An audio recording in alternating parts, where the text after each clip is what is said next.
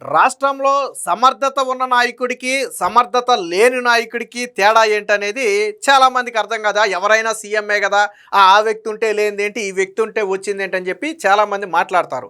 అయితే అన్నిట్లోనూ మనం తేడాలు చూపించలేకపోవచ్చు, కానీ కొన్ని విషయాల్లో తేడా అనేది చాలా స్పష్టంగా చూపించవచ్చు. ఫర్ ఎగ్జాంపుల్, రాష్ట్రంలో జగన్మోహన్ రెడ్డి ముఖ్యమంత్రిగా ఉన్న సమయంలో విద్యుత్ ఛార్జీలు 9 సార్లు, అంటే 5 ఏళ్లలో 9 సార్లు విద్యుత్ ఛార్జీలు పెంచారు. ఎందుకు జగన్మోహన్ రెడ్డి 9 సార్లు విద్యుత్ ఛార్జీలు పెంచాడు అంటే, విద్యుత్ బయట నుంచి అధిక రేటుకు కొనటం వల్ల ఆ రేటుని ప్రజల నెత్తి మీద వేయటం కోసం 9 సార్లు, అంటే యావరేజ్న ప్రతి 6 నెలలకు ఒకసారిన, ఏడాదికి 2 సార్లు చొప్పున 5 ఏళ్లలో 9 సార్లు విద్యుత్ ఛార్జీలు పెంచాడు. మరి కూటమి ప్రభుత్వం వచ్చి 23 నెలలు అయిపోయింది. ఒక 30 రోజులు ఆగితే 24 నెలలు అవుద్ది. అంటే 2 ఏళ్లలో కూటమి ప్రభుత్వం ఎన్నిసార్లు విద్యుత్ ఛార్జీలు పెంచింది? 0 సార్లు విద్యుత్ ఛార్జీలు పెంచింది. అంటే ఒక్కసారి కూడా విద్యుత్ ఛార్జీ పెంచాల. అదే జగన్మోహన్ రెడ్డి మొదటి 2 ఏళ్లలో 4 సార్లు విద్యుత్ ఛార్జీలు పెంచాడు. డిఫరెన్స్ ఎక్కడనేది మీకు అర్థమైందా? రెండోది, జగన్మోహన్ రెడ్డి హయాంలో ట్రూ అప్ ఛార్జీల పేరుతో మీ విద్యుత్ బిల్లులో అదనంగా కొంత భారం పడేది, అందుకని విద్యుత్ బిల్లులు కూడా పెరిగాయి. మళ్ళీ పైగా కరెంటు బిల్లు ఎక్కువ వచ్చిన వాళ్ళకి పథకాలు కూడా కట్ చేశారు కదా. మరి కూటమి ప్రభుత్వం వచ్చిన తర్వాత ట్రూ అప్ ఛార్జీలు లేవు సరికదా అంటే, దేశంలోనే తొలిసారిగా ట్రూ డౌన్ ఛార్జీలు కూటమి ప్రభుత్వంలో వచ్చాయి. అంటే గతంలో జగన్మోహన్ రెడ్డి అధికంగా వసూలు చేస్తే, ఇప్పుడు కూటమి ప్రభుత్వం ఏం చేసిందో తెలుసా? మీరు కాల్చుకునే ప్రతి యూనిట్లోనూ ఒక 10 పైసలు 20 పైసలు తగ్గించి మీకు బిల్లులు వేసింది, పెంచి కాదు. అంటే మీరు ఒక 100 యూనిట్లు వాడుకుంటే 100 యూనిట్లకు ఒక 20 పైసలు చొప్పున అసలు రేటులో ఆ 20 పైసలు చొప్పున 100 యూనిట్లకి తగ్గించి మీకు బిల్లు వేస్తున్నారు. దాదాపుగా 4,500 కోట్ల రూపాయలు ట్రూ డౌన్ ఛార్జీల పేరుతో తిరిగి ప్రజలకే ఇచ్చేస్తున్నారు. అక్కడితో ఆగలేదు. జగన్మోహన్ రెడ్డి దిగిపోయే నాటికి ఒక యూనిట్ ధర ₹5.45. మరి ఇప్పుడు ఒక యూనిట్ ధర ₹4.90. అంటే ఒక యూనిట్కి దాదాపుగా 55 పైసలు తగ్గింది. మీకు వినడానికి చిన్నగా ఉంటుంది. ఒక యూనిట్కి 55 పైసలు అనేది చాలా చిన్నగా కనపడుద్ది, కానీ మీరు 100 యూనిట్లు కాలితే ₹50 ఆల్రెడీ ఆ బిల్లులో సేవ్ అవుద్ది. అది పక్కన పెట్టండి. కానీ రాష్ట్ర ప్రభుత్వానికి అది ఎంత అవుద్దో తెలుసా? 4,400 కోట్ల రూపాయలు సేవ్ అయింది. యూనిట్ ₹5.45 నుంచి ₹4.90 తీసుకురావటం వల్ల రాష్ట్ర ప్రభుత్వానికి సేవ్ అయిన మొత్తం ఎంతో తెలుసా? 4,400 కోట్ల రూపాయలు. అంటే ఒక్కసారి విద్యుత్ ఛార్జీ పెంచలేదు, ఒక్క పైసా ట్రూ అప్ ఛార్జీలు వేయలేదు మీకు. అలాగే ఇప్పుడు విద్యుత్ యూనిట్ రేట్లు కూడా తగ్గించి మీకు మరింత భారం తగ్గిస్తున్నారు. విద్యుత్ రేట్లో మరింత భారం తగ్గిస్తున్నారు. వాస్తవానికి కూటమి ప్రభుత్వం వచ్చిన తర్వాత విద్యుత్ బిల్లులు పెరిగాయని ఎవరు మాట్లాడాలి. ఎందుకు మాట్లాడలేదు అంటే, ఒక్క పైసా పెంచకపోగా మీకు తగ్గించుకుంటూ వచ్చారు. సో ఇది సమర్థత ఉన్న వ్యక్తికి, సమర్థత లేని వ్యక్తికి. మరి చంద్రబాబు గారి లక్ష్యం ఏంటో తెలుసా? ఈ యూనిట్ ధరను దాదాపుగా ₹3 నుంచి ₹3.50 తగ్గించాలి, రాబోయే 10 సంవత్సరాల్లో దాన్ని సాధించాలి అనేది చంద్రబాబు గారి లక్ష్యం. వాస్తవానికి కూటమి ప్రభుత్వం అధికారంలోకి వచ్చిన మొదటి 6 నెలల్లోనే ఈ ₹5.45 నుంచి ఒక 20 పైసలు తగ్గించి ₹5.25 తీసుకొచ్చింది. సో ఒక ఏడాది కాలానికి మరొక 35 పైసలు తగ్గించి మొత్తంగా 55 పైసల వరకు తగ్గించింది.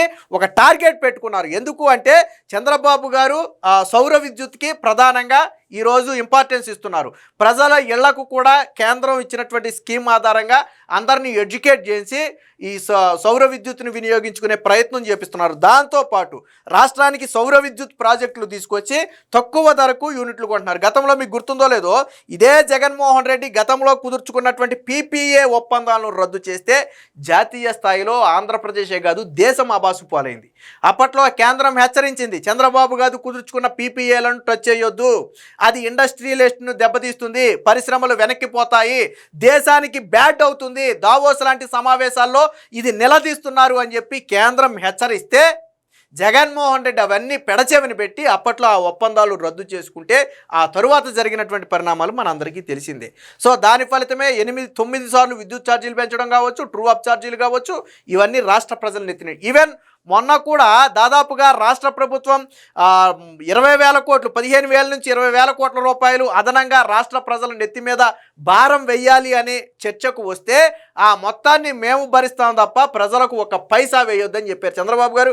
ఎన్నికల ముందు ఇచ్చిన హామీ ఒకటే 2019 నాకు తెలిసి విద్యుత్ ఛార్జీలు పెంచబోము, అవసరమైతే తగ్గిస్తాము అని చెప్పిన ఏకైక నేత చంద్రబాబు గారే. దేశంలో ఏ ముఖ్యమంత్రి ఇలాంటి హామీ ఇవ్వాల. చంద్రబాబు గారు 2019లో సీఎంగా ఉన్న సమయంలోనే ఆయన చెప్పాడు, ప్రజలు నమ్మలేదు, తర్వాత ఫలితం అనుభవించారు.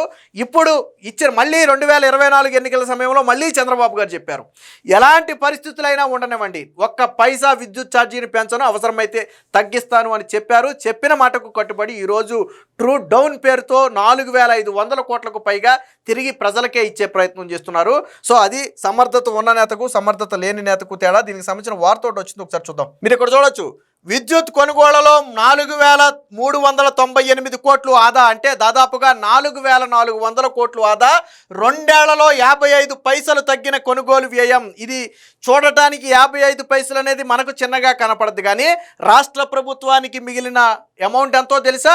4,400 కోట్లు సుమారుగా మిగిలింది. అంటే జగన్మోహన్ రెడ్డి హయాంలో అదే విద్యుత్ కొని ఉంటే 4,400 కోట్లు అదనంగా చెల్లించేవాడు. మరి ఈ 4,400 కోట్లు ఎవరి నెత్తి మీద పడద్ది భారం? ఎవరి నెత్తి మీద పడద్ది అంటే మన నెత్తి మీదే పడద్ది, మీ నెత్తి మీద, నా నెత్తి మీదే పడద్ది, ప్రజల నెత్తి మీదే పడద్ది ఆ భారం. కానీ ఈరోజు 4,400 కోట్లు ఆదా చేస్తే అది ఎవరికి బెనిఫిట్ అయ్యింది? మనకే బెనిఫిట్ అయింది. ఇందాకే చెప్పా, ఒక 100 యూనిట్లు కాల్చుకున్నటువంటి ఒక వ్యక్తికి మొత్తం కరెంటు బిల్లు 50 రూపాయలు ఈ ఛార్జీలు తగ్గడం వల్ల అక్కడే సేవ్ అయింది 50 రూపాయలు. గతంతో పోలిస్తే 50 రూపాయలు తక్కువ కరెంటు బిల్లు ఈరోజు మీకు వస్తుంది. దానితో పాటు ట్రూ డౌన్ ఛార్జీల పేరుతో కొంత గవర్నమెంట్ ఇంకొద్దిగా తగ్గిస్తుంది, ఇంకొక 5-10 మీకు 5 తగ్గుతాయి. సో అది ఈరోజు కూటమి ప్రభుత్వం వచ్చిన తర్వాత కలిగిన లాభం. 2024లో యూనిట్ సగటు ధర ₹5.45. 2026 మార్చి నాటికి ₹4.90 తగ్గింపు. సౌర, పవన, పంపుడు స్టోరేజ్ ప్రాజెక్టులకు కూడా ప్రోత్సాహం కల్పిస్తున్నారని చెప్పారు. విద్యుత్ రంగాన్ని గాడిన పెట్టేందుకు రాష్ట్ర ప్రభుత్వం తీసుకుంటున్నటువంటి చర్యలు సత్ఫలితాలను ఇస్తున్నాయి. గత వైసీపీ ప్రభుత్వంలో అడ్డగోలుగా చేసిన విద్యుత్ కొనుగోళ్లకు కూటమి ప్రభుత్వం అధికారంలోకి వచ్చిన తర్వాత కట్టడి చేసింది. ఫలితంగా వైసీపీ హయాంలో సగటు యూనిట్ ధర ₹5.45 ఉండగా ప్రస్తుతం దాన్ని ₹4.90 తగ్గించగలిగారు. అంటే ఒక్కొక్క యూనిట్ పైన 55 పైసలు మిగలటంతో ఒక ఏడాదిలో సుమారుగా రాష్ట్ర ప్రభుత్వానికి ఆదాయం మొత్తం 4,398 కోట్లు. విద్యుత్ కొనుగోలు వ్యయంపై ఇంధన శాఖ ప్రత్యేక ప్రధాన కార్యదర్శి విజయానంద్ కలెక్టర్ల సదస్సులో ఒక ప్రత్యేక పవర్ పాయింట్ ప్రజెంటేషన్ ద్వారా దీన్నైతే వివరించడం జరిగింది. 2025-26 ఆర్థిక సంవత్సరంలో 79,971 ఎంయూలు కొనుగోలు చేసేందుకు 39,211 కోట్లు ఖర్చు చేశారు. అంటే సగటు యూనిట్ వ్యయం ₹4.90గా నమోదైంది. కూటమి అధికారంలోకి వచ్చిన తొలి ఏడాదే 2025 ఏప్రిల్ నాటికే సగటు యూనిట్ కొనుగోలు వ్యయాన్ని ₹5.20 తెచ్చారు. అప్పట్లోనే 20 పైసలు స్టార్టింగ్లోనే తగ్గించగలిగారు. తరువాత ఇప్పుడు ₹4.90 తీసుకురాగలరు. దీన్ని ఎక్కడితో ఆగలేదు, దీన్ని మరింత తగ్గించాలి. దానికి ఒక టార్గెట్ కూడా పెట్టారు చంద్రబాబు గారు. చూడండి ఆ టార్గెట్ ఏంటో. 2026 చివరి నాటికంటే ఈ ఏడాది డిసెంబర్ నాటికి ఈ ₹4.90ని ₹4.60 తీసుకురావాలంటే ఇంకో 30 పైసలు తగ్గించాలి. అలాగే 2029 నాటికి, అంటే ఒక 3 ఏళ్ల నాటికి ₹4.20 తీసుకురావాలి. 2030 నాటికి ₹3.90 తీసుకురావాలని రాష్ట్ర ప్రభుత్వం లక్ష్యంగా పెట్టుకుంది. ఇది కదా ముందు చూపు అంటే మనకి సాధారణంగా ఎప్పుడైనా సరే ముందుకు వెళ్ళే కొంది ఏదైనా రేట్లు పెరుగుద్దు అనుకుంటాం, అంతే కదా. సాధారణంగా రోజులు గడిచే కొంది, ఇన్ఫ్లేషన్ పెరిగే కొంది అన్ని వస్తువుల రేట్లు పెరుగుతూ ఉంటాయి. కానీ విద్యుత్ రేటు మాత్రం రివర్స్లో చంద్రబాబు గారు తీసుకున్న చర్యల వల్ల ఒక టార్గెట్ పెట్టుకుని విద్యుత్ రేట్లను తగ్గించుకుంటూ వస్తున్నారు. మరి ఎక్కడైనా సరే జరుగుద్దా దేశంలో? ఏ సీఎం అయినా ఈ స్థాయిలో చేయగలుగుతున్నాడా? దేశంలో ఇంతమంది సీఎంలు ఉన్నారు కదా. ఒక్కసారి కూడా 5 ఏళ్లలో విద్యుత్ ఛార్జీ పెంచని సీఎంని చూపించండి నాకు దేశం మొత్తం మీద. లేరు, ససేమిరా లేరు. ఏడాదికి ఒకసారైనా పెంచుతారు ఏదో ఒక సందర్భం. కానీ చంద్రబాబు గారు వచ్చింది ఎందుకని అదే ముందు చూపు. చంద్రబాబు గారు 30 ఏళ్ల ముందు ఆలోచించే ఈరోజు ఒప్పందాలు చేసుకుంటాడు ఆయన. జగన్మోహన్ రెడ్డికి చంద్రబాబు గారికి ఉన్న తేడా అదే. గతంలో జగన్ ఏమన్నాడు, ఎవడైనా బుద్ధున్నాడు 30 ఏళ్లకు ఒప్పందాలు చేసుకుంటాడా? 5 ఏళ్ళు 10 ఏళ్ళు చేసుకోవాల్సిన ఒప్పందాలను 25 ఏళ్ళు 30 ఏళ్ళు చేసుకున్నాడు చంద్రబాబు నాయుడు అని చెప్పి మాట్లాడాడు. ఎందుకు చేసుకున్నాడు అంటే ఇందుకు చేసుకున్నాడు ఆయన. సో చంద్రబాబు గారిని అందుకోవడం అనేది జగన్మోహన్ రెడ్డి జీవితాంతం తలకిందులుగా తపస్సు చేసినా సాధ్యపడదు అది. సో దాని ఫలితం ఏంటనేది ఈరోజు మనం చూస్తున్నాం. ఏది ఏమైనా మొత్తంగా విద్యుత్ రంగాన్ని చంద్రబాబు గారు గాడిలో పెట్టారు. ఈరోజు రాష్ట్ర ప్రజల నెత్తి మీద ఈ 23 నెలల్లో ఒక్క పైసా విద్యుత్ ఛార్జీ పెంచకపోగా ట్రూ డౌన్ పేరుతో ఈరోజు విద్యుత్ ఛార్జీలు తగ్గించడమే కాకుండా ఇప్పుడు యూనిట్ రేటును కూడా మరికొంత తగ్గించి ప్రజల నెత్తి మీద 4,400 కోట్ల భారాన్ని తగ్గించడమే కాకుండా రాష్ట్ర ప్రభుత్వానికి దాన్ని ఆదాయంగా మార్చగలిగారు. రాష్ట్రంలో రాబోయే రోజుల్లో విద్యుత్ ఛార్జీలు మరింత తగ్గబోతున్నాయి. దేశంలోని ఇతర రాష్ట్రాలన్నీ విద్యుత్ సంక్షోభాన్ని ఎదుర్కొంటుంటే మన రాష్ట్రం మాత్రం మిగులు విద్యుత్తో ముందుంది. 24 గంటలు విద్యుత్తు ఇళ్లకిస్తున్నారు, పరిశ్రమలకు ఇచ్చే కరెంటు పరిశ్రమలకు ఇస్తున్నారు, రైతులకు 9 గంటల పాటు కరెంట్ ఇస్తున్నారు. ఎక్కడా మీకు గుర్తుందో లేదో ఒక 4 ఏళ్ళో 3 ఏళ్ళో వెనకెళ్ళండి, జగన్మోహన్ రెడ్డి సమయంలో ఏప్రిల్ మే నెల టైంలో హాలిడే ప్రకటించారు, క్రాప్ హాలిడే ప్రకటించారు. మీకు తెలుసా, గోదావరి జిల్లాలో చరిత్రలోనే మొదటిసారిగా క్రాప్ హాలిడే ప్రకటించారు. ఎందుకని? జగన్మోహన్ రెడ్డి కరెంట్ ఇవ్వలా. గత 2 క్రితం 3 క్రితం మీరు మే నెలల్లోకి వెళ్ళి చూస్తే రైతులందరూ సబ్స్టేషన్ల దగ్గర ధర్నాలు చేశారు. 9 గంటలు విద్యుత్ ఇవ్వట్లేదని ధర్నాలు చేశారు. జగన్మోహన్ రెడ్డి రైతులకు విద్యుత్ ఇవ్వలేక ఏం చేశాడు? ఈ పరిశ్రమలకు క్రాప్ హాలిడే ప్రకటించాడు, ఆ పరిశ్రమలకు పవర్ హాలిడే ప్రకటించాడు. అంటే ప్రతి పరిశ్రమకు వారంలో 2 రోజులు పవర్ కట్. ఆ పవర్ తీసుకొచ్చి రైతులకు ఇచ్చి ఏదో అడ్జస్ట్ చేసి నడిపాడు. కానీ ఈరోజు ఆ పరిస్థితి ఉందా? ఇంత మండుటెండలో కూడా ఏ రైతు నీళ్లు రాలేదని కానీ కరెంట్ ఇవ్వలేదని కానీ పంట ఎండిపోయిందని కానీ ఒక్క రైతు మాట్లాడాల. ఎక్కడ ఏ రైతు కూడా వేసవికాలంలో క్రాప్ హాలిడే ప్రకటించాల. గతానికి ఇప్పటికి ఉన్నటువంటి తేడా అది.